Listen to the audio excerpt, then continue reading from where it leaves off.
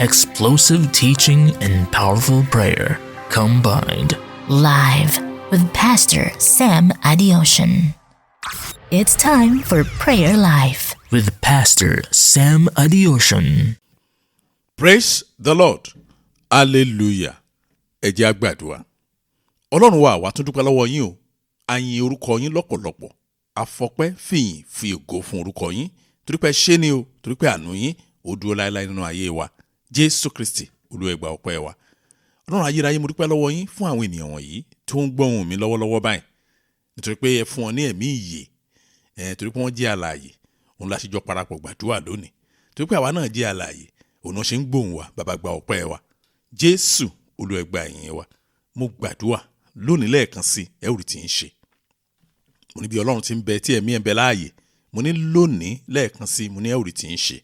Àánú Ọlọ́run yóò ṣe fún yín o. Agbára wà láàyè Ọlọ́run lórúkọ Jésù yóò wà ń bẹ fún yín. Gbọ́ àdúrà. Jésù, Olúwa wa. Tó ẹ̀yin ọmọ Ọlọ́run, a máa tún dúpẹ́ lọ́wọ́ Ọlọ́run fún àkànṣe oore èyí tí a tún rí ní ọ̀dọ̀ rẹ̀. Ọlọ́run ní agbára o. Ọlọ́run ní agbára. Ẹni tí ò bá tí ì rí ìfarahàn agbára Ọlọ́run ó nìkan ni ọ̀rọ̀ yẹn ò lè yé.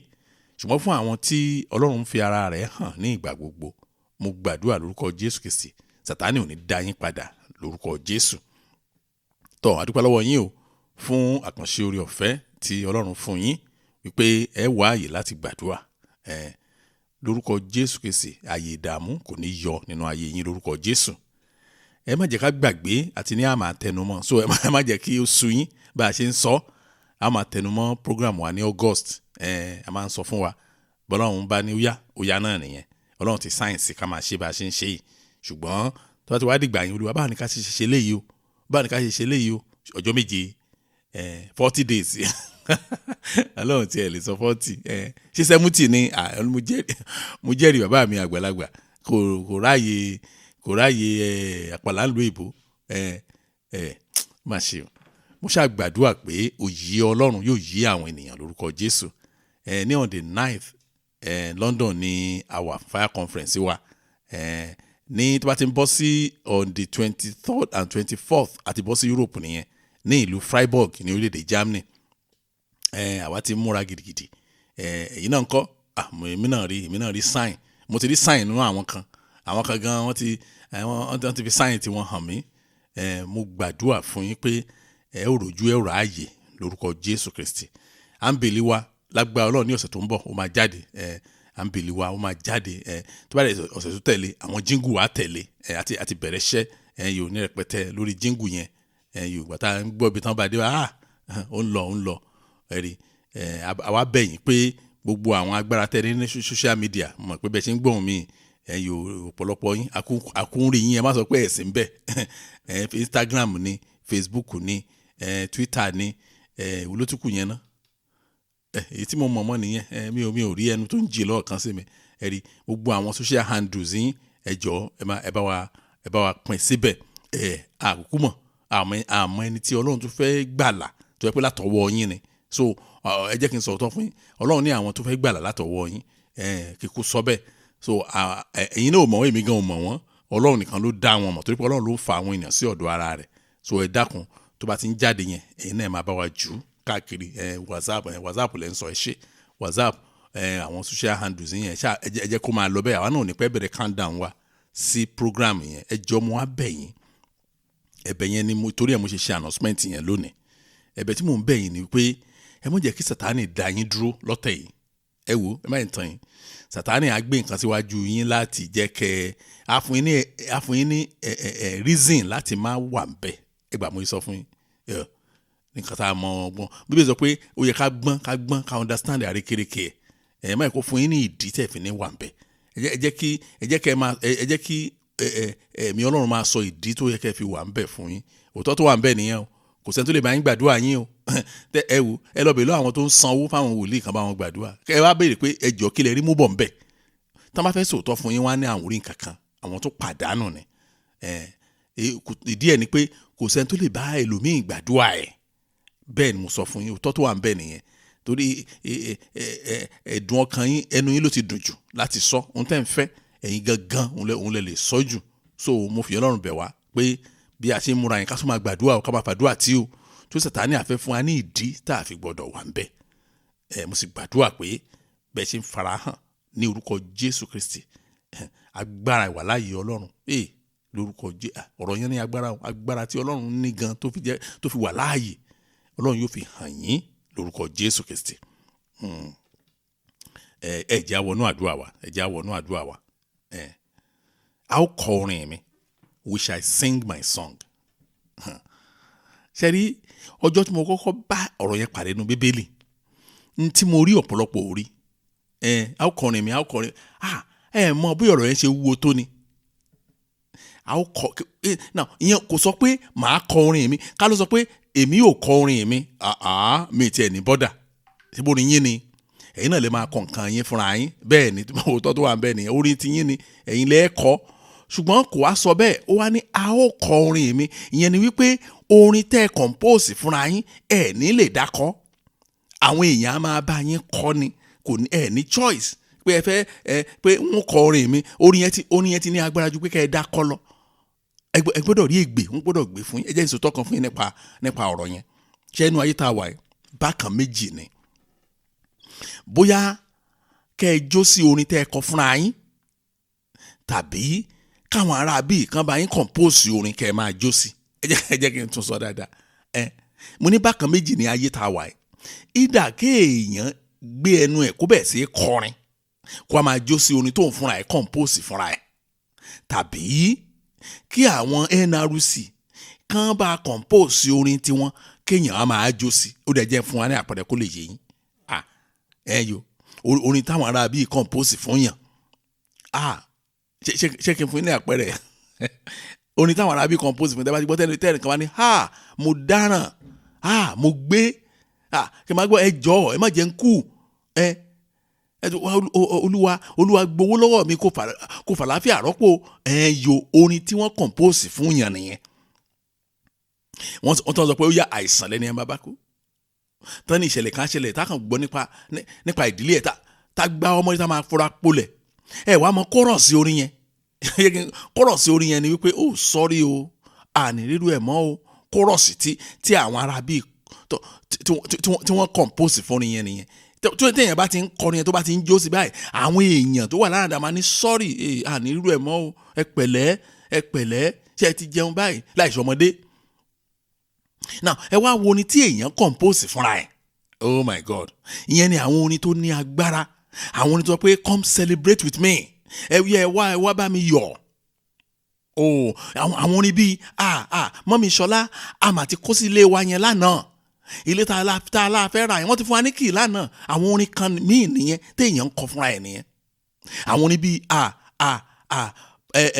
mọ́mí Deborah ọmọ jọ́sí yẹn ó máa ṣe wedding o àwọn orin nìyẹn wá mú ìgbè tán máa ń gbèsè irú orin bẹ́ẹ̀ ìgbè yẹn náà ni congratulations ẹ kú oríire mà ẹ pẹ̀lẹ́ ẹ kú oríire mà ẹ kú ìnáwó àwọn ìgbè tó máa ń bá orin yẹn lọ nìyẹn àwọn kan táwọn èèyàn máa fi ń rọ́pò fún yàn nìyẹn ṣe bí àdúrà ẹ̀ ṣe ń lọ yìí màá sọ fún ibi tí àdúrà ẹ̀ máa forí sọ gan a ní àdúrà kan tí àdúrà ẹ̀ máa forí sọ ṣùgbọ́n ẹ jẹ́ ká mú ní ọ̀nà tó máa gbà yé wa ìjẹ́ mọ̀ pé Ọlọ́run lè yí àdúrà yín padà kúrò nínú àdúrà olúwa ẹ bá mi ṣe olúwa má jẹ́ n kú olúwa ẹ ràn mí lọ́wọ́ ẹ gbà mí lọ́wọ́ ogun ìdílé ogun kinní kan Ọlọ́run lè yí àdúrà yín padà kó di àdúrà ìyìn bẹ́ẹ̀ ni mo wí fún yín àwọn àdúrà kan pẹ̀lú promotion èmi ló kàn promotion olúwa àlàáfíà mo máa fi ìfọkànbalẹ̀ sí fún mi ní ìfọkànbalẹ̀ fún mi ní ọmọ ìfẹ́ pa mí báyìí olúwa bá mi yí padà Ọlọ́run lè gba gbogbo orin burúkú yẹn lẹ́nu yín kó wá fún yín ní orin yìí Psalm 104 verse 33 ẹ gbọ́ nǹkan tó sọ ni ó ní gbogbo ayé mi ni wọ́n kọrin sí olúwa èmi ò kọrin yìí sí olúwa níwọ̀n ìgbà tí mo wà láàyè ẹ já sọ fún Ọlọ́run Jésù olúwa ẹ gba àdúrà ìnira lẹ́nu mi ẹ fi àdúrà ẹ̀yìn sí mi lẹ́nu bí tá ti bẹ̀rẹ̀ àdúrà nìyẹn kọ́lọ́run kó gba àdúrà ìnira pátápátá kò lẹ́nu yín kó fún yín ní àdúrà ẹ̀yìn oh Lord remove the prayers of pain from my mouth and replace them with the prayers of praise Jésù Olúwa, ẹ gba àdúrà ìnira, ẹ gba àdúrà ìnira, ẹ gbà kúrò lẹ́nu mi pátápátá láti sísìn lọ. Olúwa ẹ fi àdúrà ìyìn, ẹ fi rọ́pò, ẹ fi sí mi lẹ́nu. Ẹ jẹ́ á gbàdúrà bẹ́ẹ̀ ní orúkọ Jésù, ní orúkọ Jésù. Ọlọ́run ayérayé o, mo gbàdúrà láti òní lọ. Àdúrà ìnira, Olúwa ẹ gbà kúrò lẹ́nu mi. Olúwa ẹ gba àdúrà ìnira kúrò lẹ́nu mi o. Lórúkọ Jésù Kristi látọdún yìí. Ó yẹ kádùrà mi ti yí padà. Olúwa gbọ́ àdúrà ìnira, Olúwa ẹ gbà dànù, ẹ gbà kúrò lẹ́nu mi. Olúwa ẹ fi àdúrà ìyìn, Olúwa ẹ fi rọ́pò, Olúwa ẹ fi rọ́pò, Olúwa ẹ fi rọ́pò. Ní orúkọ Jésù, Olúwa ẹ ṣàánú fún mi, Olúwa ẹ ṣàánú fún mi. Gbọ́ àdúrà. Jésù Kristi Olúwa wa. Ẹ wo ẹ̀yin ọmọ Ọlọ́run. Ọdún ti pẹ́ báyìí tí mo ti ń wá pásítọ̀ tó lè convince mi nípa Bíbélì ni o, kì í ṣe kó bóyá ẹnu ẹ̀ dùn o, tó lè fi ọ̀rọ̀ Ọlọ́run kó gbé Báíbù báyìí, kébì náà gbé Báíbù báyìí, kó wá prove ẹ̀ fún mi. Ẹ̀yọ̀ wípé àdúrà orí òkè, àdúrà orí ìsàlẹ̀, 40 days, 50 days, 100 days, deliverance ojoojúmọ́, kéèyàn máa lọ láti orí òkè kan lọ sí ìkejì, ìdípò vacation. Èèyàn ní vacation kò lọ orí òkè ni, tó bá ti ra tíkẹ́ẹ̀tì gan orí òkè ló fẹ́ lọ. Mo wá pásítọ̀ tó máa prove ẹ̀ fún mi nínú Bíbélì pé ètè Ọlọ́run nìyẹn fún ayé wa. Pásítọ̀ tó máa prove ẹ̀ fún mi pé èèyàn wáyé wá jagun ni, kó wá prove ẹ̀ fún mi nínú Bíbélì. Ó ti pẹ́ tí mo ti ń try láti rí pásítọ̀ bẹ́ẹ̀. Máa ń béèrè tí bá ti ní interaction pẹ̀lú àwọn ìránṣẹ́ Ọlọ́run ńláńlá yẹn, máa ń ti question yẹn sí wọn. Bí ò rí ibi tí wọ́n ti convince mi ju normal answer lọ. Pé ogun láyé, ẹ̀mọ̀ pé ogun láyé, ìpọ́njú wà láyé. Ṣé nǹkan tí Jésù ń sọ nìyẹn? Ṣé bí Jésù ń gbé ọ̀rọ̀ ẹ̀gbà nìyẹn? Ọlọ́run mi o. Ẹ wo, even gan àwọn pásítọ̀ pé ṣọ́ọ̀ṣì wọn dá lórí deliverance àti àdúrà àgbàkú, mo ti sí wọn ò rí answer fún mi. Mo bá ní ẹ fi hàn wá nínú Bíbélì, wọn ò rí answer tó support ẹ̀ fún mi. Kí ló fà á tí mo fi ń lo Bíbélì? Mo mọ̀ dáadáa, mo mọ̀ Bíbélì dáadáa, mo mọ̀ pé kéèyàn tó fi Bíbélì rú mi lójú á níbi tó bá dé. Ṣé ẹ rí ọ̀rọ̀ tí mò ń sọ yìí? Àwa ti ní ìrírí ẹ̀. Kì í ṣàwa nìkan, a ti fi hàn ọ̀gọ̀rọ̀ àwọn ènìyàn, àwọn tó ṣe tán àti tẹ̀lé word for word. Wọ́n dẹ̀ ti ní ìrírí ọ̀rọ̀ tí mò ń sọ fún yín pé wọn ò máa àdúrà ogun gbà mọ́. Yàtọ̀ sí normal challenges, daily challenges. Olúwa fún wa lóúnjẹ òjò wa lónìí, dárí ẹ̀ṣẹ̀ wa jì wá bí a ti ń dájì àwọn tó ṣẹ̀ wá, má fà sínú ìdánwò. Àwọn àdúrà àwọn ni àwọn normal daily challenges. Olúwa máa fẹ́ sanwó school àwọn mi next week. Olúwa owó mi ò tí ì pé, Olúwa pé àwọn kan tán ń béèrè fún nìyẹn. Kì í ṣe àdúrà pa Olúwa bó ti ẹ̀ gbà láàfíà, kì í ṣe gbowó kó fún mi lálàáfíà. Kò sí irú àdúrà inú ayé wọn mọ́. Mo rántí mọ́mì yẹn ni. Mo rántí pé wọ́n ti sọ fún mi rí wípé ẹskísà ṣé kì í ṣe wàhálà lélẹ̀. Mo ní kí ló dé? Wọ́n ní táwọn ń gbádùn yìí. Wọ́n láwọn gbà bíi tẹ́lẹ̀ mọ́. Wọ́n ní former church wọn ìsọjí olóṣooṣù ni, síbẹ̀ wọn ò ní ẹ̀kan mú, ṣùgbọ́n ní ìsìn báyìí wọ́n á ń ṣàlàyé. Mo náírà bó ṣe bọ́lọ̀ ṣe níbẹ̀ kẹ́ ṣe máa lo ayé yín nìyẹn. Àìmọye àwọn èèyàn tó sọ bẹ́ẹ̀ fún wa. Tó dẹ̀ mo ṣe ń sọ fún yín pé ó possible kọ́lọ́run gba àdúrà ìnira lẹ́nu yín, kó fi àdúrà ìyìn rọ́pò. Ṣùgbọ́n lójijì mo sọ o, ẹ gbọ́dọ̀ dúró lórí ìlànà yẹn kó má bàa yí bírí o. Àfi bírí tí wọ́n yí àwọn kan tí kì í ṣẹlẹ̀ sí mọ́mì yẹn tẹ́lẹ̀ bẹ̀rẹ̀ sí ṣẹlẹ̀. Wọ́n á farabalẹ̀ wo ayé wọn. Wọ́n ní mọ́mì yẹn ti kúrò lórí ìlànà. Àwọn ìwà yìí ò sí lọ́wọ́ yín tẹ́lẹ̀ ní ṣọ́ọ̀ṣì wa. Kò sí lọ́wọ́ yín tẹ́lẹ̀, àfi bírí wọn wà mọ́. Ní ìsìn mo ti ní mẹ́sẹ̀jì wọn. Mo ní ìdí prayer, ṣàánú mi.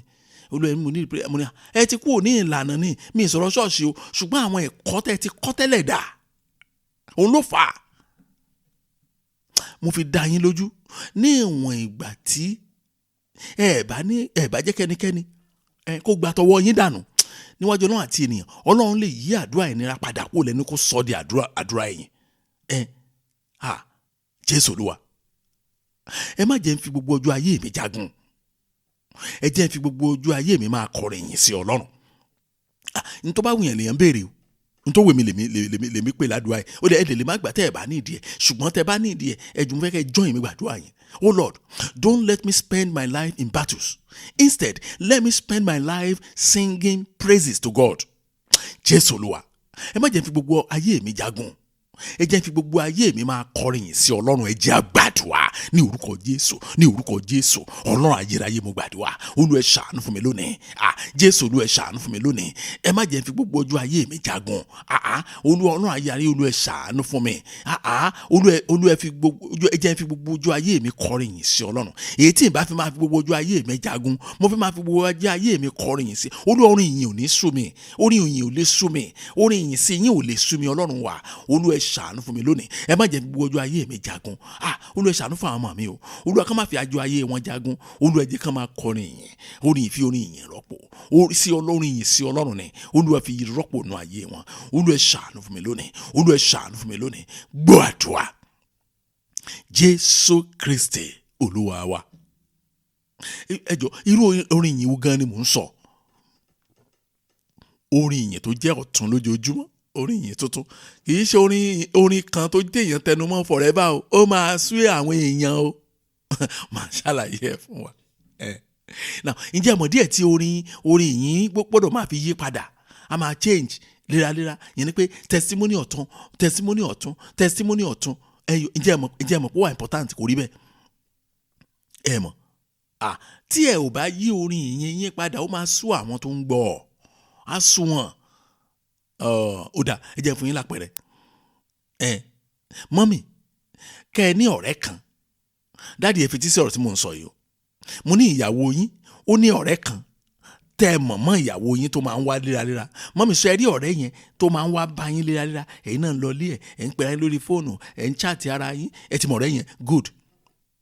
Kó wá díjọ́ kan wá ní, ọ̀rẹ́ mi, ọ̀rọ̀ tí mo sọ fún ẹ pé mo plan mo fẹ́ ra ilé kan. Ẹni bẹ́ẹ̀ ni mo ti rà á o. Ṣé ẹ mọ̀ pé orin tuntun lórí yẹn? Ẹ ò tí ì gbọ́ rí. Ẹ máa bá ayọ̀ débi pé ẹ máa bá, oh my God, ẹ máa bá ayọ̀ gan o. Mo mọ̀ bẹ́ẹ̀ torí pé ẹ láìkì nǹkan rere. Ó tún wá díjọ́ kẹta. Ọ̀rẹ́ mi, ṣé o pé mo sọ pé mo fẹ́ ra ilé? Mo máa ti rà á. Láti bẹ̀ lọ lẹ́tì máa fura o. Torí pé ẹ máa sọ pé ó ti sọ fún mi lánàá, ó sọ fún mi ìjẹta. Ó tún di ọjọ́ tó tẹ̀lé. Ọ̀rẹ́ mi, ilé tí mo máa fẹ́ ra yìí mo máa ti rà á.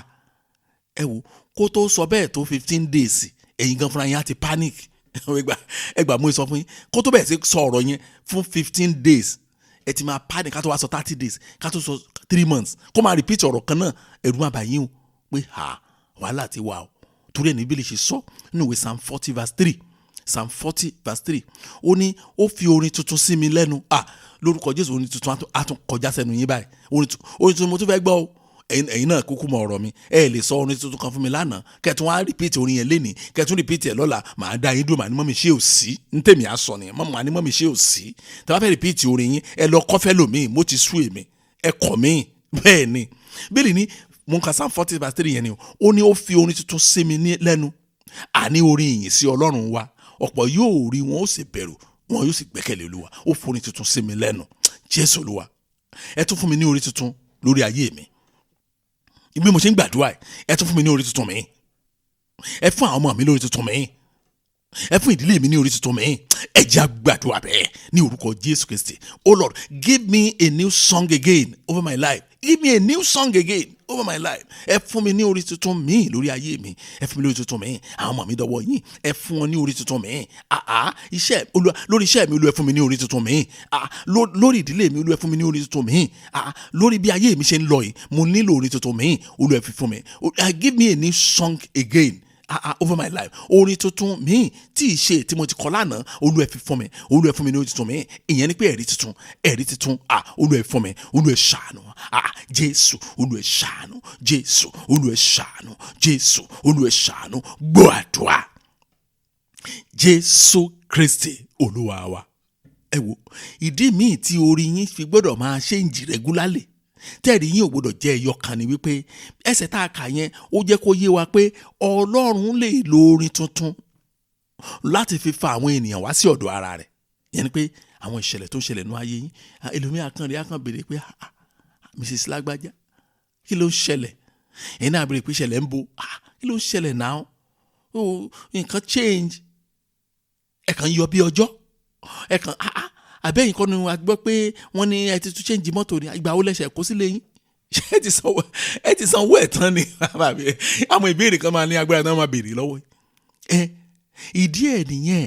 Ìdí kejì tó yẹ kéèyàn fi kọrin tuntun regularly ni wípé kí àwọn ènìyàn lè mọ Ọlọ́run tẹ́ ń sìn. Ìgbà yẹn lẹ́nu yẹn á gbọ́rọ̀ irọ́ kò síbi tá à ń lọ, iye fi ọ̀nà hàn wá, kò sí ọ̀nà kankan bí kankan. Báyìí la ṣe ń gbàdúrà wa, bá a ṣe ń ṣe ayé wa rèé. Àmọ́ àwọn èèyàn tó sọ fún mi bẹ́ẹ̀ o, wọ́n ní ó ga o, ṣé lóòótọ́ ó tán, kò jù bẹ́ẹ̀ lọ, kò jù lọ, èlò la máa san báyìí ní ilẹ̀ máa san bò. Ó mà ṣe àbí kí n lọ ra tíkẹ́ẹ̀tì ní ìdí ẹ, wọ́n ní ní ìdí ẹ, èyí tí mo fi hàn yín gan, èmi gan ò mọ̀ ń tọ̀, wọ́n ní what? Àmọ́ mi gan ló sọ fún mi, wọ́n ní wò pásítọ̀ tí mo sọ̀rọ̀ fún èmi gan ò rí wọn rí. Ṣùgbọ́n tán ní ká máa ṣe yẹn là ń ṣe, à ń tẹ̀lé ọ̀rọ̀ Ọlọ́run, bá a ṣe ń tẹ̀lé òun gbọ́dọ̀ yí padà. Wọ́n ní ṣó possible ṣá, mo ní kó wọn ò lè mọ̀ pé possible torí pé wọn ò ní ìrírí ẹ̀ rí.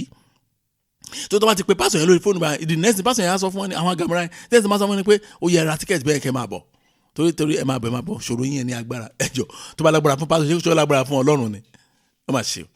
So ayé yín gbọ́dọ̀ pe àwọn ènìyàn wá sí ọ̀dọ̀ Ọlọ́run. Abẹ́ ti gbàgbé pété kàyẹ́ ni ó ní Psalm 40 verse ó ní ó fi orin tún sí mi lẹ́nu, àní orin yìí sí Ọlọ́run wa. Ó ní ọ̀pọ̀ yóò rí, wọ́n bẹ̀rù, wọ́n ó sì gbẹ́kẹ̀lé Olúwa. Nítorí tí ọ̀pọ̀lọpọ̀ àárín wọn ní kábíyèsí rẹ̀ Ọlọ́run sí àwọn kan tract làwọn kan fi ń ṣe evangelism, àwọn míì magazine náà ń lò, àwọn míì megaphone náà ń lò tẹ́ máa kélẹ́gbẹ̀ẹ́ títí. Ṣùgbọ́n mo ní ètò dáa jù, ó ní kí ẹ pé àwọn ènìyàn sí ọ̀dọ̀ Ọlọ́run nípasẹ̀ bí ayé yín ṣe bẹ́ẹ̀ ṣe oh God ohun tán rí ìmọ́lẹ̀ Ọlọ́run tó tàn sínú ayé yín, pé Ọlọ́run tó lè ṣe ti yín báyìí Ọlọ́run yẹn gan ẹ fi hàn mí.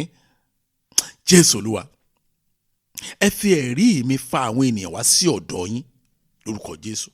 Oh Lord, use my testimonies to bring people to you in Jesus' name. Àdúrà yẹn bó ṣe máa lọ nìyẹn. Olúwa ẹ ṣàánú fún mi lónìí. Olúwa ẹ fi ẹ̀rí ẹnu mi, Olúwa ẹ fi fa àwọn ènìyàn wá sí ọ̀dọ̀ yín.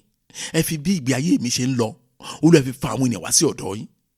Ẹ fi orin tuntun tẹ́ ẹ ti fi sí mi lẹ́nu, Olúwa ẹ fi fa àwọn ènìyàn wá sí ọ̀dọ̀ ara yín. Ẹ jẹ́ á gbàdúrà bẹ́ẹ̀ ní orúkọ Jésù, ní orúkọ Jésù. Ọlọ́run ayérayé mo gbàdúrà. Olúwa ẹ ṣàánú fún mi lónìí, Olúwa ẹ ṣàánú fún mi lónìí. Olúwa ẹ fi ẹ̀rí mi, ẹ fi orin mi, ẹ fi bí ayé mi ṣe bó ṣe ń dùn sí, Olúwa ẹ fi fa àwọn ènìyàn wá sí ọ̀dọ̀ ara yín. Olúwa ẹ fi ẹ̀rí mi fa àwọn ènìyàn wá sí ọ̀dọ̀ ara yín. Olúwa ẹ fi ẹ̀rí mi fa àwọn ènìyàn wá sí ọ̀dọ̀ ara yín. Olúwa ẹ fi ẹ̀rí mi fa àwọn ènìyàn wá sí ọ̀dọ̀ ara yín. Olúwa ẹ ṣàánú fún mi lónìí, Olúwa ẹ ṣàánú fún mi lónìí, Olúwa ẹ ṣàánú fún mi lónìí. Ní orúkọ Jésù Olúwa ẹ ṣàánú fún mi lónìí. Gbọ́ àdúrà Jésù Kristi Olúwa wa. Ẹ wo fún àwọn tó jẹ́ pé wọn ò tí ì ní ìrírí tá à ń sọ yìí tàbí pé wọn ò tí ì ní ìrírí yẹn lẹ́kùnrẹ́rẹ́, a fẹ́ invite yín sí gúrùpù yẹn báyìí. ẹ jẹ́ ṣàlàyé gúrùpù yẹn fún yín dáadáa kó yé yín o. Àwọn gúrùpù tó jẹ́ pé Ọlọ́run ti gba orin àdúrà ìnira lẹ́nu wọn. Olúwa ogun ayé mi sẹ́ ẹ̀yin lẹ́sẹ̀ wọlé ẹ má jẹ́ ń kú báyìí Jésù. Àwọn orin yẹn Ọlọ́run ti gbà lẹ́nu wọn, ó ti wá fi àdúrà ìyìn ó ti fi sí wọn lẹ́nu. Ṣé náà kàn dúpẹ́ ṣá ẹlòmíì àdẹ̀wẹ̀ tán a wà níwájú glass láti ṣe make up àdẹ̀ dàrẹ́rìn kò sí oh God kò sẹ́ni tó crack jókè o, a kàn wo rẹ̀ nínú glass àdẹ̀ dàrẹ́rìn pé ṣé òun lè lè nǹkan tí dáàdì kan sọ nìyẹn. Wọ́n lẹ́sà mo dẹ̀ wẹ̀ tán mo wà níwájú glass bẹ́ẹ̀ mo kàn bú sẹ́rin ni pé ṣé reality ni bẹ́ẹ̀ ni mo ní bẹ́ẹ̀ ni sà bó ṣe yẹ kó rí nìyẹn. tí a bá rí ẹnikẹ́ni lábẹ́ àdúrà ẹ̀ tí ò tí ì bọ́ sínú klọ́ọ̀bù tí mò ń sọ yẹn a fẹ́ welcome yín wá ni o. Isaiah 38 verse 20 Isaiah chapter 38 verse 20 ẹ̀gbọ́n kan tó sọ ni. Ó ní Olúwa ti múra tán láti gbà mí, nítorí náà ni a ó kọ orin mi pẹ̀lú ohun èlò olókùn ní gbogbo ojú ayé wa nínú tẹ́ḿpìlì ti Olúwa. Olúwa ti múra tán láti gbà yín o. Bẹ́ẹ̀ ni mo wí mi rò bẹ́ẹ̀ rí kinní kan nínú nǹkan tí mo kà yẹn. Tí máa ní kí lẹ rí nǹkan tẹ́ máa kọ́ sọ ni pé Olúwa ti múra tán láti gbà mí. Rọ́ ohun tí mo rí kọ́ yẹn ìyẹn náà ọ̀rọ̀ yẹn náà yà mí lẹ́nu o. Pé torí pé èmi ti mọ̀ tẹ́lẹ̀ pé Olúwa fẹ́ gbà mí, ṣùgbọ́n pé ó tún múra tán yẹn àṣé mi ni mi tiẹ̀ tí múra tán ibi tí nǹkan tí mo rí ń bẹ̀ yẹn nìyẹn. Ṣùgbọ́n ibi tó yà mí lẹ́nu bẹ̀ ni pé nítorí náà a ó kọrin mi pẹ̀lú ohun èlò olókùn ní gbogbo ọjọ́ ayé wa. Irú ṣítìn wo nìyẹn tẹ́nìkan bá sọ yẹn létí mi kó jẹ́ pé òun ló kó tó àmà ní irú ṣítìn wo nìyẹn. ṣé wọ́n lè èmi wá sáyé yìí ó dábẹ́ ọ̀tá máa ń sọ lẹ́kọ̀ọ́ mo wá sẹ́kọ̀ọ́ wá ka bíríìjì ni àbí kí ló ń sọ lẹ́nu tí ò dùn yín fetí sọ̀rọ̀ yẹn ni. Ó ní a ó kọ orin mi pẹ̀lú instrument ní gbogbo ọjọ́ ayé wa yẹn ni pé èmi mo lè sọ fún yàn mi nígbà kẹ́ ẹ sọ fún mi mo sọ tó wà bẹ́ẹ̀ nìyẹn kẹ́nìkan wá bá yín báyìí kó ní Mrs.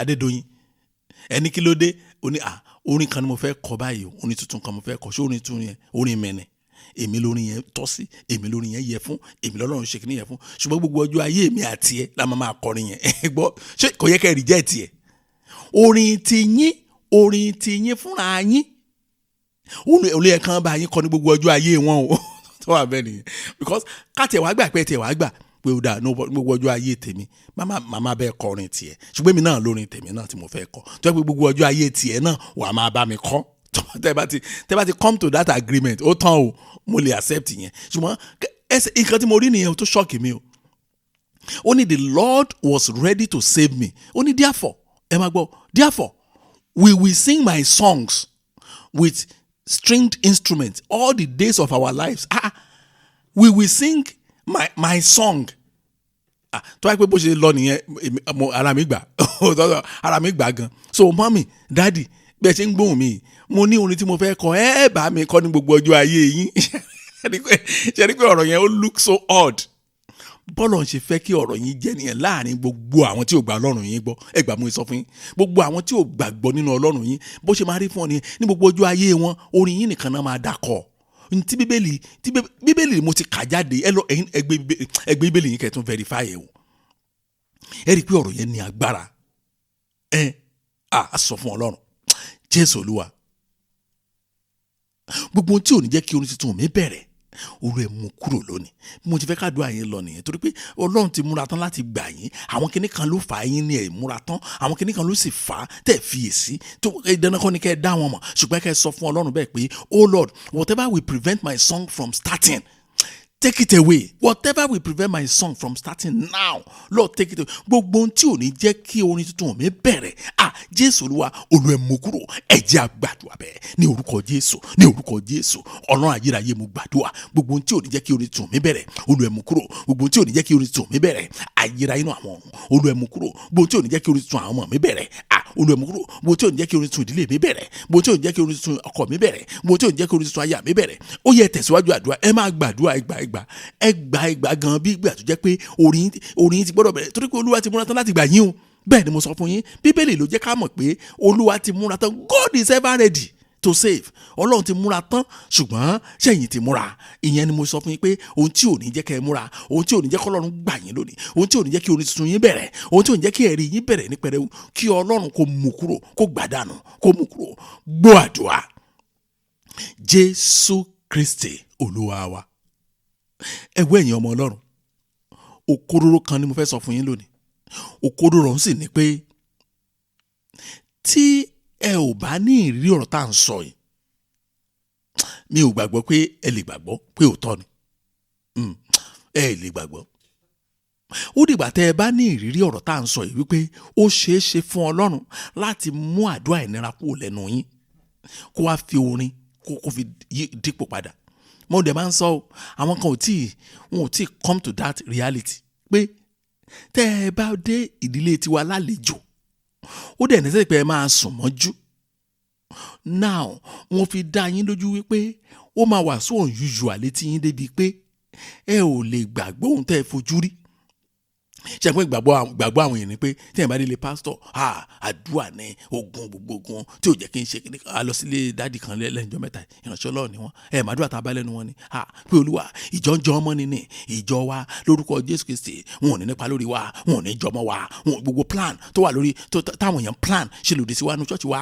Olú ẹ̀ bàjẹ́ Olú ẹ̀ yí náà lè gbàdúrà débi pé wọ́n gbàdúrà débi pé wọ́n máa jẹ ẹran ara wọn ni wọ́n á mú ẹ̀jẹ̀ ara wọn yó bí ọtí wáìnì àwọn lórí ṣọ́ọ̀ṣì lábàbẹ̀ sí wojú ara wa àwọn ló ní ṣọ́ọ̀ṣì o nípasẹ̀ wọn lọ́lọ́run ti dá ṣọ́ọ̀ṣì yẹn lẹ̀ o lówódì sí náà wọ́n ní kàn mú ẹ̀jẹ̀ ara wọn kàn jẹ ẹran ara wọn kàn mú ẹ̀jẹ̀ ara wọn láàmú yó bí ọtí wáìnì dídùn ibẹ̀ náà ń kó tìǹú Bíbélì fún àwọn ọmọ ìjọ wọn torí pé wọ́n ní àwọn ọmọ ìjọ wọn jọmọ wọn á parí àdúrà yẹn àwọn ọmọ wọn ti wá kúrò ìyàwó wọn náà ti lọ sí kíchìn wọn á bèèrè lọ́wọ́ pé kí ló dé náà sọ ní kí n má dá wọ́n ogun kan gbé rí ṣọ́ọ̀ṣì wọn gbogbo àwọn èèyàn wọ́n dẹ̀ bẹ̀rẹ̀ sí ṣe lòdì sí wọn làwọn ṣe wá fi àdúrà fáyà wọn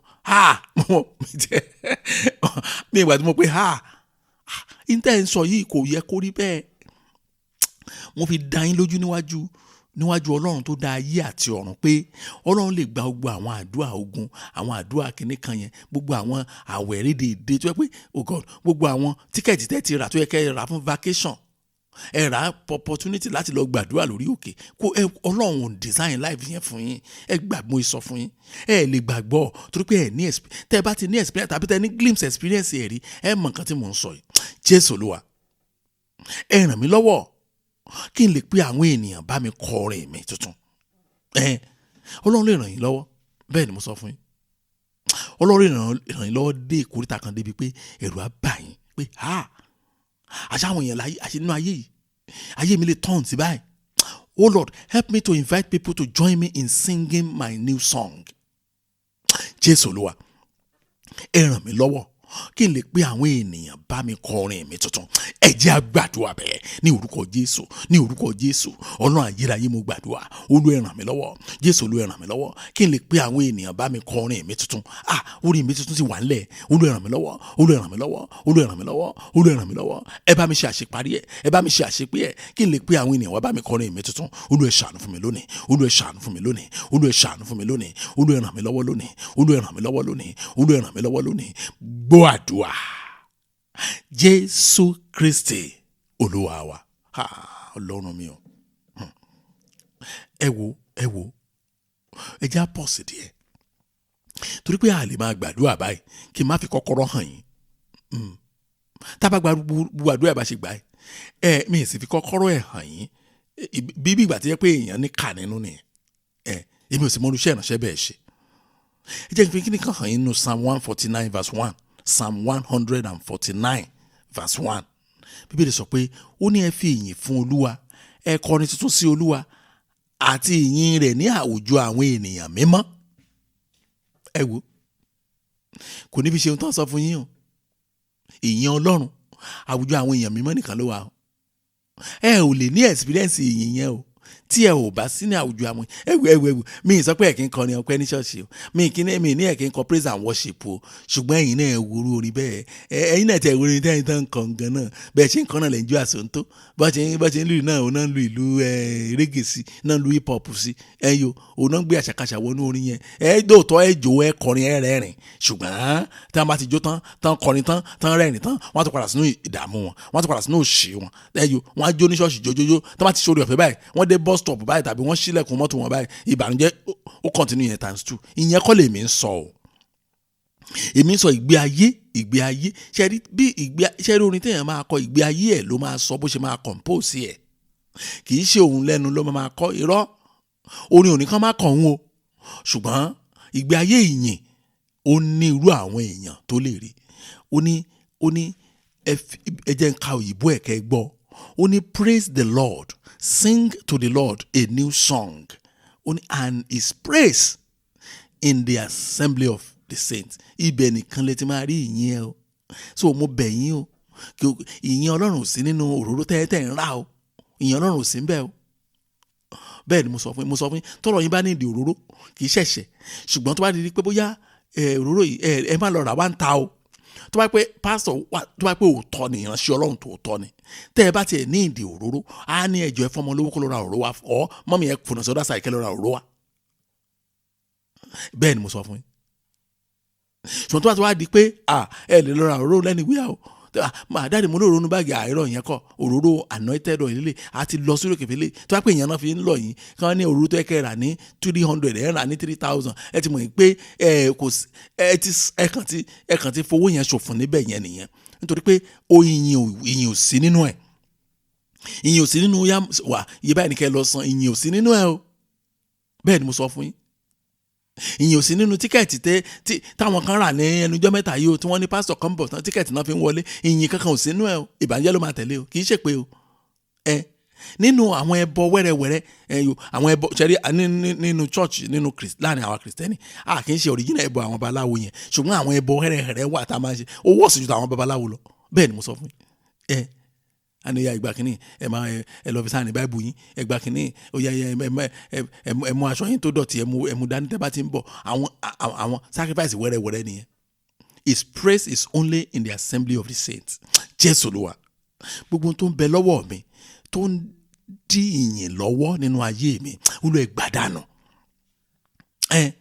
Why important? Ẹ gbà mú sọ fún yín. Tẹ́ bá gba ìṣẹ́ nínú ayé yín, what God cannot do does not exist. Kò ní ṣẹlẹ̀, kò ní ṣiṣẹ́. God cannot hear the prayers of sinners. Àìmọye nǹkan ni Ọlọ́run ò lè ṣe. He can never, kò ní gbà. Ó mà ṣe. Ẹ má jẹ́ padà síbẹ̀ yẹn. Oh Lord, whatever is in my hands that is blocking my praise, take it away. Gbogbo tó ń bẹ lọ́wọ́ mi tó ń dín ìyìn lọ́wọ́ nínú ayé mi Olúwa ẹ gbà dànù. Ẹ jẹ́ á gbàdúrà bẹ́ẹ̀ ní orúkọ Jésù, ní orúkọ Jésù. Ọlọ́run ayérayé mo máa tún gbàdúrà, mo tún dé gbogbo tó ń bẹ lọ́wọ́ mi tó ń dín ìyìn lọ́wọ́ lórúkọ Jésù. Olúwa ẹ gbà dànù, Olúwa ẹ gbà dànù. Gbogbo tí mo gbé lọ́wọ́, gbogbo tí mo dì mú, gbogbo tí mo rọ̀ mọ́, èyí tó ń dín ìyìn lọ́wọ́ nínú ayé mi ní orúkọ Jésù Kristi. Olúwa ẹ gbà dànù, Olúwa ẹ gbà dànù, Olúwa ẹ gbà dànù, Olúwa ẹ gbà dànù, Olúwa ẹ gbà dànù, Olúwa ẹ gbà dànù, Olúwa ẹ mo bẹ̀bẹ̀ gbogbo tí mo gbé dání báyìí èyí tó ń dín ìyìn lọ́wọ́ nínú ayé mi Olúwa ẹ gbà dànù, Olúwa ẹ gbà dànù, Olúwa ẹ ṣàánú fún mi, Olúwa ẹ ṣàánú fún mi. Gbọ́ àdúrà Jésù Kristi Olúwa wa. Ó ṣe ní láàánú gan o pé Kristẹni òde òní àìmọye nǹkan tá a kó dá. In fact ó tẹ̀ tí wá di iṣẹ́ babaláwo gbà, ó ti di iṣẹ́ babaláwo lójú méjèèjì. Ó ti ń di pé imagine ẹ̀yin ọmọ Ọlọ́run kéèyàn wà níwájú ẹni tó pẹ̀lẹ́ ní ìránṣẹ́ Ọlọ́run kó wá ní màá ṣiṣẹ́ kan fún ẹ. Ọjọ́ mo kọ́ gbọ́ ọ̀rọ̀ yẹn mo ní ọ̀rọ̀ tẹ ẹnìkan ló ń sọ̀rọ̀ nínú ṣọ́ọ̀ṣì ó lóun ti lọ ó ní kóun tó mọ ṣọ́ọ̀ṣì òun ti lọ káàkiri wọn náà máa ṣe ó ní àìmọye àwọn pásítọ̀ náà àwọn máa ṣiṣẹ́ kan fún àwọn ọmọ ní hold on kí ló sọ yẹn náà ìjọba mo kọ́ gbọ́ nìyẹn wọn náà máa ṣe iṣẹ́ fún yín ó ní iṣẹ́ ó ní pásítọ̀ ló máa ṣe iṣẹ́ làwọn èèyàn bẹ̀rẹ̀ sí fi mí ṣe ẹ̀yẹ pé ọ̀rọ̀ yìí ò kí ń ṣe new ohun kan tán bọ́ ṣe máa ń sọ nìyẹn. Mo ní what? Pásítọ̀ máa ṣiṣẹ́ fún ẹ iṣẹ́ wo? Mo níṣẹ́ wo? Oníṣẹ́ wòlíì ni. Iṣẹ́ kan wà tán pé ní iṣẹ́ kan wà tán pé ní iṣẹ́ wòlíì ni. What? Iṣẹ́ wòlíì?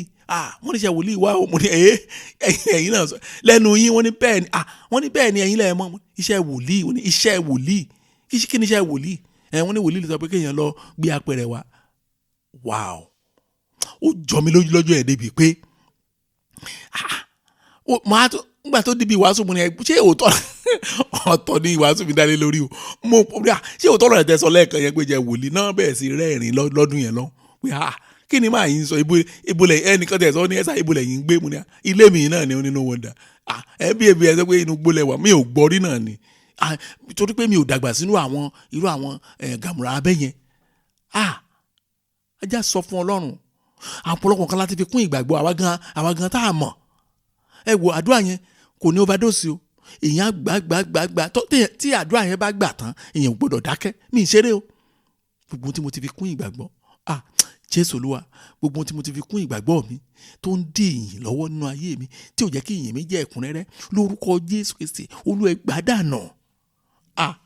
Oh Lord, whatever I have added to my faith that is blocking my praise, take it away. Torí pé ìgbà míì tí Ọlọ́run bá gbàdánù ó yẹ kó fọ ọwọ́ yẹn láti gbọ́dọ̀ máa tẹnu mọ́ àdúrà yẹn kó fọ tó bá fọ tán á tún wá ṣe fi ẹ̀jẹ̀ rẹ̀ rá. Mò ń sòótọ́ fún wa àwa kìrìsìtẹ́nì àwọn ọmọ implication àwọn nǹkan tá a ti ṣe tẹ́lẹ̀ a kàn ń fún mi pé ìgbà ìmọ̀ ni Ọlọ́run ti fojú fò dá yes òótọ́ ní bẹ́ẹ̀lì sọ ṣùgbọ́n àtúbọ̀tán nǹkan ṣé Ọlọ́run tún fojú ẹ kàrí lẹ́niwẹ̀ pé Ọlọ́run fojú fò consequences kò ṣeé ṣe consequences will still be there ṣùgbọ́n lọ́dọ̀ Ọlọ́run ò ka ìṣẹ́ sí yín lọ́rùn mọ́ ìyàtọ̀ méjèèjì nìyẹn. Jésù Olúwa gbogbo tí mo ti fi kún ìgbàgbọ́ mi látẹ̀yìnwá Olúwa ẹ ṣàánú fún mi. Àwọn kan tí mo ti fi kún ìgbàgbọ́ mi látẹ̀yìnwá tó ń dí ìyìn mi lọ́wọ́ ní orúkọ Jésù Olúwa ẹ gbàdánù kẹ́ bá mi ṣe àtúnṣe. Ẹ jẹ́ á gbàdúrà bẹ́ẹ̀ ní orúkọ Jésù, ní orúkọ Jésù. Ọlọ́run ayérayé mo gbàdúrà gbogbo àwọn kan tí mo ti fi kún ìgbàgbọ́, gbogbo àwọn kan tí mo ti fi kún ìgbàgbọ́ mi látẹ̀yìnwá lórúkọ Jésù Kristi. Tí àwọn kan wọ̀nyí tí wọ́n á dí ìyìn mi lọ́wọ́ lónìí lórúkọ Jésù Olúwa ẹ gbàdánù ẹ bá mi ṣe àtúnṣe, Olúwa ẹ bá mi ṣe àtúnṣe, Olúwa ẹ ràn mí lọ́wọ́, Olúwa ẹ ràn mí lọ́wọ́. Àwọn tí mo ti fi kún ìgbàgbọ́ lórúkọ Jésù Kristi tí ò jẹ́ kí ìyìn mi kún lórúkọ Jésù Olúwa ẹ gbàdánù, Olúwa ẹ gbàdánù, Olúwa ẹ gbàdánù ẹ bá mi ṣàtúnṣe, ẹ bá mi ṣàtúnṣe. Olúwa ẹ ràn mí lọ́wọ́, Olúwa ẹ ràn mí lọ́wọ́, Olúwa ẹ ràn mí lọ́wọ́, Olúwa ẹ ṣàánú mi, Olúwa ẹ ṣàánú mi. Mo bẹ̀bẹ̀ fún àánú ńlá, Olúwa ẹ ṣàánú mi. Gbọ́ àdúrà Jésù Kristi Olúwa wa. Mo sọ fún yín lẹ́ẹ̀kan pé ó níbi tí àdúrà ìfẹ́ forí sọ gbàá àti débẹ̀ báyìí o, níbi tí àdúrà yìí forí sọ gangan òun rèé. Ẹ̀yin ọmọ Ọlọ́run, ẹ̀yin ọmọ Ọlọ́run, ẹ jẹ́ ìfikíní kan nínú Jeremiah chapter 31 verse 4. Jeremiah chapter 31 verse 4. Ẹ gbọ́ nǹkan tí Bíbélì wí ni. Ó ní oh God ó ní èmi yóò tún yín mọ lẹ́ẹ̀kan sí tàbí ká sọ pé èmi yóò tún yín kọ́ lẹ́ẹ̀kan sí, a ó sì tún yín kọ́. Ó ní I will build you, I will build you and you shall be rebuilt. Èmi yóò tún yín kọ́ lẹ́ẹ̀kan sí, a ó tún yín kọ́. Ó tẹ̀síwájú ó ní ìwọ wúńdíá ilẹ̀ Ísírẹ́lì, àní ẹ ó tún ohun èlò yín gbé. Àbẹ́ ẹ̀ gbọ́ wọ́n lè máa tún ohun èlò yín gbé, musical instrument yẹn lọ gbé níbi tẹ́ ẹ gbé sí. Oh God kí ni kan fẹ́ ṣẹlẹ̀? Àwọn kan dẹ̀ ti wà tí Ọlọ́run tó ti yà sọ́tọ̀ láti gbádùn. Àwọn kan wà tí Ọlọ́run ti yà sọ́tọ̀ láti bẹ̀rẹ̀ sí jẹ gbádùn tuntun. Oh my God. Ẹ jẹ́ kí n tún bẹ̀rẹ̀. Mo ń ka Jeremiah 31:4 mo ní ibí yìí ni àdúrà wa forí sọ. Ó ní èmi yóò tún yín kọ́ lẹ́ẹ̀kan sí, a ó sì tún yín kọ́. Torí pé Ọlọ́run ló fẹ́ ṣe project yẹn, ó máa wà successful. Nǹkan tó ń sọ nìyẹn. Ó tẹ̀síwájú ó ní ìwọ wúńdíá ilẹ̀ Ísírẹ́lì, ó ní àní ẹ ó tún ohun èlò yín gbé, ẹ ó sì jáde síta pẹ̀lú ijó àti ayọ̀. Oh my goodness. Bóyá torí pé mi tú ní kọ̀ọ̀kan kò yé wa. Ẹsẹ̀ yẹn ń sọ̀rọ̀ kan. Ó ní Ọlọ́run sọ pé òun á tún yín kọ́ lẹ́ẹ̀kan sí, pé rán òun nígbà kẹ́ ẹ máa lulẹ̀ lójoojúmọ́ báyìí, òun á tún yín kọ́. Ó ní tó bá dẹ̀ tún yín kọ́ lẹ́, ó ní a máa kọ́ yín. Ó ní kì í ṣe bẹ́ẹ̀ nìkan. Ó wá ní ẹ ó tún ohun èlò yín gbé, ohun èlò orin yín yẹn máa tún gbé. Testimony yẹn tó ti ṣá yẹn tó ti tí yẹn tẹ́ rí sọmọ yẹn, ẹ máa tún bẹ̀rẹ̀ sí another round of testimony fẹ́ bẹ̀rẹ̀. Ibi tí àdúrà yẹn forí sọ gangan ni. Gbogbo nǹkan tí mo ta ń gbá látàrọ ibi gan ni bus stop ẹ̀. Wá tẹ̀síwájú. Ó ní ẹ ó sì jáde síta pẹ̀lú ijó àti ayọ̀. A sọ fún Ọlọ́run. Jésù Olúwa, nítorí àánú yín ẹ bẹ̀ ìrìn àjò ayé mi ànáwó, kẹ́ ẹ tún ayé mi kọ́, kí n lè tún ohun èlò orin mi gbé. Now ẹ jẹ́ kí n tún mú lẹ́ẹ̀kan sí. Tó mo fẹ́ kẹ́ gbà dáadáa. Oh Lord, for your mercy's sake, visit my past journeys and rebuild my life so I can take up my instrument of praise. Oh Lord, for your mercy's sake, visit my past journeys and rebuild my life so I can take up my instrument of praise. Ṣé o ti yẹ yín bẹ́yìn pé Jésù Olúwa nítorí àánú yín ẹ bẹ̀ ìrìn àjò mi ànáwó, kẹ́ ẹ tún ayé mi kọ́, kí n lè tún ohun èlò orin mi gbé. Kí testimony mi lè bẹ̀rẹ̀, kí orin mi tuntun lè bẹ̀rẹ̀. Olúwa ẹ bẹ̀ ìrìn àjò mi ànáwó. Olúwa ẹ bá mi tún ṣe. Olúwa ẹ bẹ̀ ìrìn àjò mi àánú yín ní ká fi ṣe. Olúwa ẹ má wò mí ràn. Olúwa ẹ jẹ́ kí n jẹ̀gbádùn àánú yín. Olúwa ẹ jẹ́ kí àánú ṣògo lórí ìdájọ́. Olúwa ẹ ṣàánú fún mi, ẹ bẹ̀ ìrìn àjò mi ànáwó lórúkọ Jésù Kristi. Olúwa ẹ ṣàánú fún, ẹ jẹ́ á gbàdúrà bẹ́ẹ̀ ní orúkọ Jésù, nítorí àánú yín Ọlọ́run wa. Olúwa ẹ bẹ̀ ìrìn àjò mi ànáwó. Olúwa bẹ̀ ìrìn àjò mi àná wò, Olúwa bẹ̀ ìrìn àjò mi àná, Olúwa bẹ̀ wò, Olúwa tún ayé mi kọ́ kí n lè tún ohun èlò orin mi gbé. Olúwa ṣàánú fún mi lónìí, Olúwa ṣàánú fún mi lónìí. Ìrìn àjò mi àná, Olúwa bẹ̀ wò, Olúwa bẹ̀ wò, ẹ tún ayé mi kọ́, ẹ tún ayé mi mọ́, ẹ tún ayé mi ṣe ní orúkọ Jésù Kristi, kí n lè tún ohun èlò orin mi gbé, kí n lè tún ẹ̀rí mi sọ, kí n lè bẹ̀rẹ̀ sí kọrin tun ní ìgbà gbogbo. Olúwa ṣàánú fún mi lónìí, Olúwa bẹ̀ ìrìn àjò mi àná wò, Olúwa bẹ̀ ìrìn àjò mi àná wò, Olúwa bẹ̀ ìrìn àjò mi àná wò, Olúwa ṣàánú fún mi lọ́pọ̀lọpọ̀. Gbọ́ àdúrà Jésù Kristi Olúwa wa. Mẹ́jà tanra wa jẹ. Bí orí Ọlọ́run ò bá tó nǹkan, òun lèèyàn sápamọ́. Bẹ́ẹ̀ ni mo sọ fún yín. Bí orí Ọlọ́run ò bá tó nǹkan kan, tó yà pé testimony wíníwíní ni, èèyàn sápamọ́. Bóyá níbi iṣẹ́, wọ́n kàn fún yín ní promotion hẹ́rẹ́hẹ́rẹ́ kan, wọ́n náà ti fi sí £1 kún sálárì yín. Ṣàǹgbé wẹ́rẹ́wẹ́rẹ́ nìyẹn. Ṣùgbọ́n tó ìdí tí mo fi sọ bẹ́ẹ̀ ẹ padà sí ẹsẹ̀ Bíbélì yẹn, Jeremiah 31:4 yẹn. Ẹ̀rí nǹkan tó ẹ̀rí ọ̀rọ̀ tó láàsì ẹ̀, ọ̀rọ̀ tó sentence wọn sọ gbẹ̀yìn ní ẹsẹ̀ yẹn. Tó sọ ni pé ó ní ẹ ó sì jáde síta pẹ̀lú ijó àti ayọ̀. Ẹ jáde síta. Ẹ ti jójójójójójó nínú bedroom yín. Ó ka yín lára, ẹ tún bọ́ sí living room yín. Ó ka yín lára, lẹ bá tú síta, ẹyọ ìgbà ilẹ̀ fúfìlì Bíbélì ń bẹ̀ yẹn pé ẹ ó sì jáde síta pẹ̀lú ijó àti ayọ̀.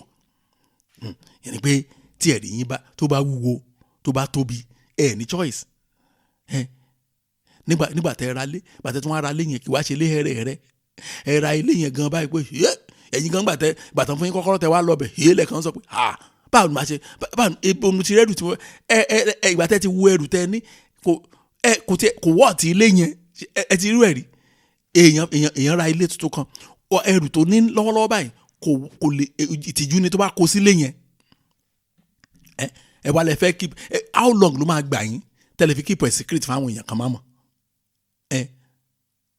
Tàbí ẹ ra mọ́tò, àwọn àwo mọ́tò yẹn wá rí i pé latest in town ni, latest ni tó tán ni, ẹ̀dẹ̀ lè afford yẹ. How long ló máa gbà yín táwọn èèyàn ní mọ̀ pé ẹ ti ra mọ́tò? Ẹ wò, àfi kẹ́nìkan má rí o, it just take one person ní ṣọ́ọ̀ṣì yín láti rí. Tó bá ti rí, oh my God, radio station ti rí nìyẹn, ó máa broadcast yẹ káàkiri ni. Àfi tí ó bá yẹ Sunday service ló tún kù.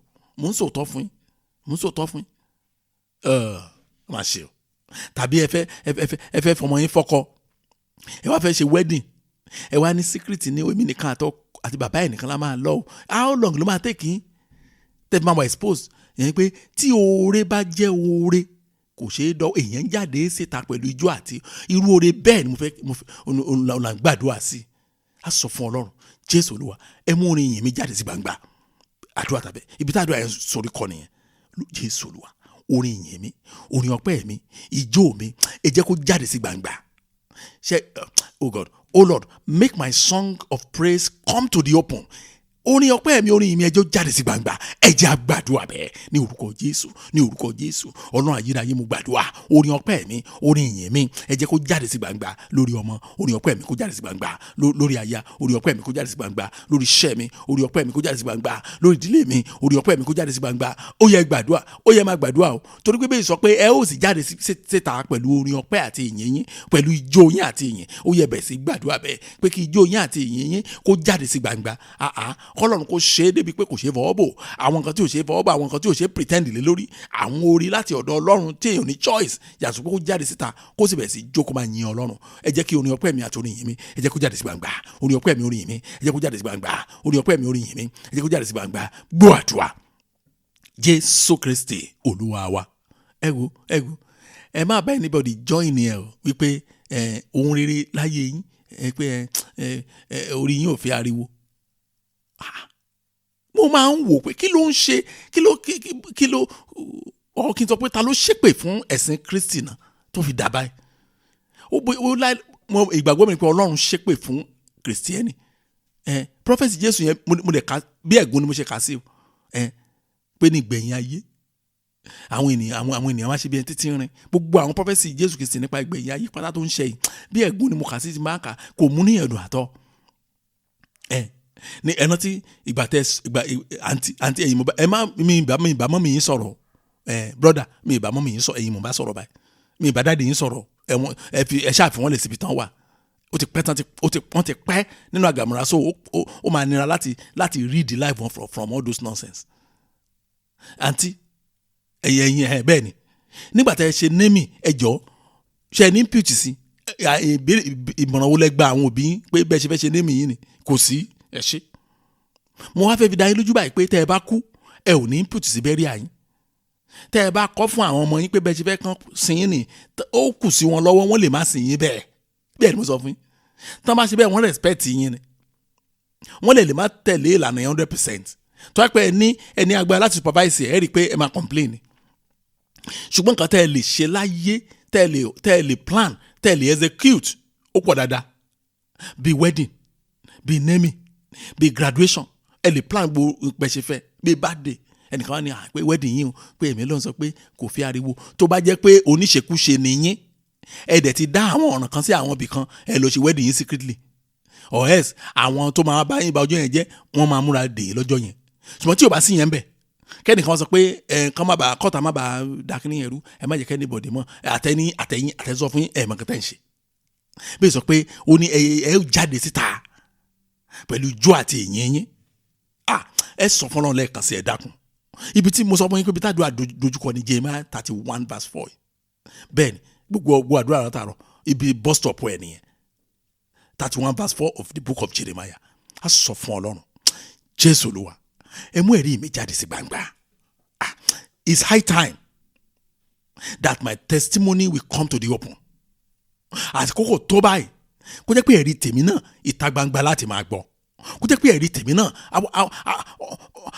Ọlọ́run àyàn àwọn áńgẹ́lì tá a kéde ẹ̀ káàkiri àgbáyé kí gbogbo àgbáyé parapọ̀ bẹ́ẹ̀ mi náà kọrin èyí tí mo bá ẹlòmíì kọ́ tiẹ̀ ti tó Lord make my song of praise come to the open ẹ mú kí orin yẹn mi jáde sí gbangba ẹ mú kí ẹ̀rí mi jáde sí gbangba ẹ mú kí ijó àti ayọ̀ mi jáde sí gbangba ẹ jẹ́ a gbàdúrà bẹ́ẹ̀ ní orúkọ Jésù Ọlọ́run ayérayé mo gbàdúrà ẹ mú kí ẹ̀rí mi jáde sí gbangba Olúwa ẹ mú kí ẹ̀rí mi jáde sí gbangba ó yẹ ẹ jọ̀ọ́ ẹ gbàdúrà ẹ jọ̀ọ́ ẹ má dúró ẹ gbàdúrà mo bẹ̀ yín torí Ọlọ́run ẹ gbàdúrà ẹ tẹra má àdúrà yẹn pé kí ẹ̀rí yín jáde sí gbangba nǹkan tí ibi tí àdúrà fúri sọ ni mo sọ fún yín ẹ̀rí mi jó jáde sí gbangba ijó mi jó jáde sí gbangba orin mi jó jáde sí gbangba Olúwa ẹ ṣàánú fún mi lónìí gbọ́ àdúrà Jésù Kristi Olúwa wa ẹ já wọnú àdúrà nù wa lọ àdúrà nù wa wọ́n fi àkókò hàn mí bẹ́yẹn wọ́n ní ó yẹ já wọnú àdúrà wa ibi la ti ń béèrè lọ́wọ́ Ọlọ́run ibi la ti ń bẹ̀bẹ̀ ibi la ti ń ṣìpẹ̀ ibi la ti ń sọ fún Ọlọ́run gan bá ti fẹ́ kó ṣe ibi la ti ń sọ fún Ọlọ́run ọ̀nà tá a fẹ́ kó bá wa gbé gbà ó yẹ já máa gbàdúrà ẹ já máa gbàdúrà ẹ já máa gbàdúrà Jésù Kristi ẹ já máa gbàdúrà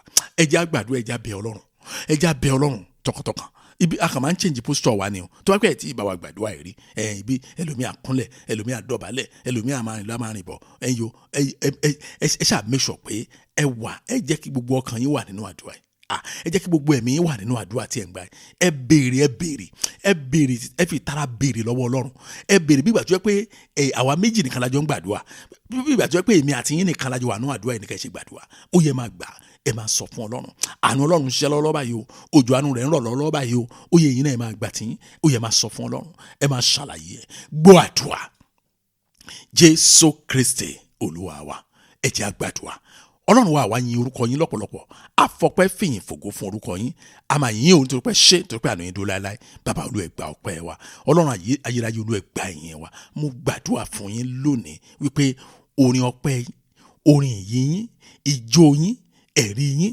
lórúkọ Jésù ó jáde sí gbangba lórí ayé yín lórí ìlera yín lórí iṣẹ́ yín lórí ọkọ yín lórí aya yín lórí àwọn ọmọ yín lórí ìdílé ńlá àpapọ̀ mo ní orin ọpẹ́ yín orin ìyìn yín ó jáde sí gbangba lórúkọ Jésù Kristi gbogbo àwọn orin yìí téèyàn sọ kẹ́lẹ́kẹ́lẹ́ gbogbo àwọn orin yìí téèyàn rà ń jó pamọ́ kò tí ì dé góńgó ni mo gbàdúrà orí tí ò ṣe fi pamọ́ orí tó jẹ́ dandan kó wà níta gbangba bẹ́ẹ̀ ni orí tó jẹ́ dandan kí ayé bá yín gbọ́ nípa ẹ̀ orin tó jẹ́ dandan kí ayé sì bá yín kọ lórúkọ Jésù Kristi yóò rí lù yín lórúkọ Jésù Kristi agbára tí Ọlọ́run fi ń jẹ Ọlọ́run lórúkọ Jésù yóò lò lórí ayé yín lórúkọ Jésù Kristi ẹ ó máa yin Ọlọ́run a ó tún bá yín yin Ọlọ́run náà ògo ni fọ́nrán lókè ọ̀run ní orúkọ Jésù Kristi Olúwa wa.